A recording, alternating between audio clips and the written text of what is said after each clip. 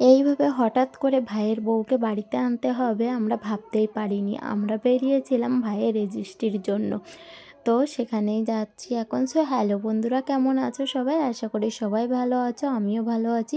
চলে এসেছি নতুন একটা মিনি ব্লগের সঙ্গে অনেক দিন পরে।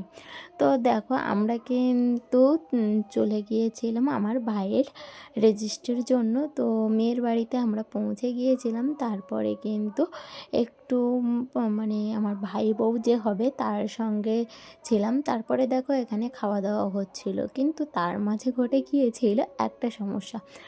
তো তারপরে দেখো আমরাও খেয়ে নিয়েছিলাম, যেহেতু রেজিস্ট্রি এখনও শুরু হয়নি তাই জন্য রেজিস্ট্রি শুরু হওয়ার আগে কিন্তু আমরা খেয়ে নিয়েছিলাম। খাওয়া দাওয়া কমপ্লিট করার পরে কিন্তু রেজিস্ট্রি শুরু হয়েছিল, কেন কি এই রেজিস্ট্রি যে করবে সে আসতে একটু লেট করছিল। তো তারপরে দেখো এখানে কিন্তু ছেলে মেয়ে দুজনে সই করছিল, এখন কিন্তু রেজিস্ট্রির কাজ শুরু হয়ে গিয়েছিল। আর তারপরে আমরা কিন্তু আমার ভাই বউকে নিয়ে বাড়িতে চলে গিয়েছিলাম।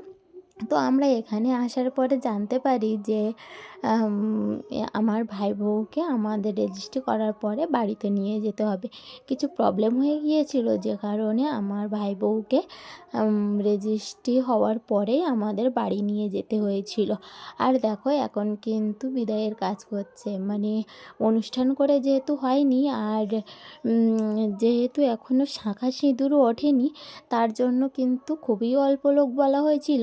আর এখানে এখন সবাই খাওয়া দাওয়া করে বিকালে চলে গিয়েছিল। তারপরে কিন্তু এখানে মোর বাবা মা কাঁদছিল। এটা একটা খুবই ইমোশনাল সময়, যে বাবা মা এই একটা মেয়েকে যখন বিদায় দেয়, একটা মেয়ে যখন পরের ঘরে যায়, এটা স্বাভাবিক যে বাবা মায়ের অনেক কষ্ট হবে। এই মুহূর্তটা অনেকটা কষ্টের, কিন্তু এইভাবে যে আমার ভাই বউকে আমাদের বাড়িতে নিয়ে যেতে হবে আমরা কিন্তু ভাবনা চিন্তা করে আসিনি। হঠাৎ করে কিন্তু আমার ভাই বউকে আমরা বাড়িতে নিয়ে চলে গিয়েছিলাম। এখন কিন্তু বিদায়ের কাজ হচ্ছিল।